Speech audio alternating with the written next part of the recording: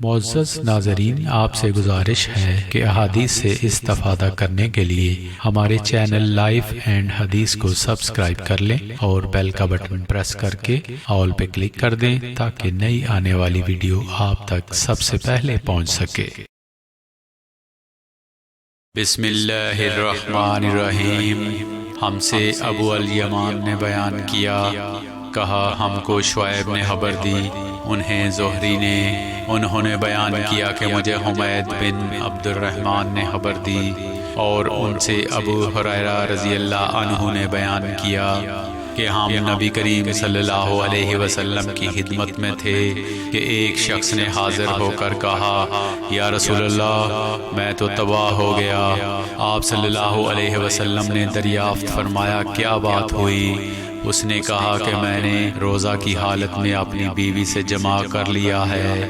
اس پر رسول اللہ صلی اللہ علیہ وسلم نے دریافت فرمایا، کیا تمہارے پاس کوئی غلام ہے جسے تم آزاد کر سکو؟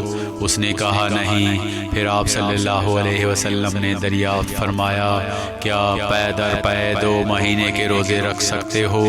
اس نے عرض کی نہیں۔ پھر آپ صلی اللہ علیہ وسلم نے پوچھا، کیا تم کو 60 مسکینوں کو کھانا کھلانے کی طاقت ہے؟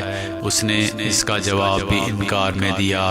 راوی نے بیان کیا کہ پھر نبی کریم صلی اللہ علیہ وسلم تھوڑی دیر کے لیے ٹھہر گئے۔ ہم بھی اپنی اسی حالت میں بیٹھے ہوئے تھے کہ آپ صلی اللہ علیہ وسلم کی خدمت میں ایک بڑا تھیلا عرق نامی پیش کیا گیا جس میں کھجوریں تھیں۔ عرق تھیلے کو کہتے ہیں جسے کھجور کی چھال سے بناتے ہیں۔ حضرت صلی اللہ علیہ وسلم نے دریافت فرمایا کہ سائل کہاں ہے؟ اس نے کہا کہ میں حاضر ہوں۔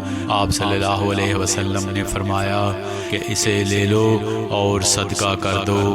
اس شخص نے کہا، یا رسول اللہ، کیا میں اپنے سے زیادہ محتاج پر صدقہ کر دوں؟ بہدا ان دونوں پتھریلے میدانوں کے درمیان کوئی بھی گھرانہ میرے گھر سے زیادہ محتاج نہیں ہے۔ اس پر نبی کریم صلی اللہ علیہ وسلم اس طرح ہنس پڑے کہ آپ کے آگے کے دانت دیکھے جا سکے۔ پھر آپ صلی اللہ علیہ وسلم نے ارشاد فرمایا کہ اچھا جا، اپنے گھر والوں ہی کو کھلا دے۔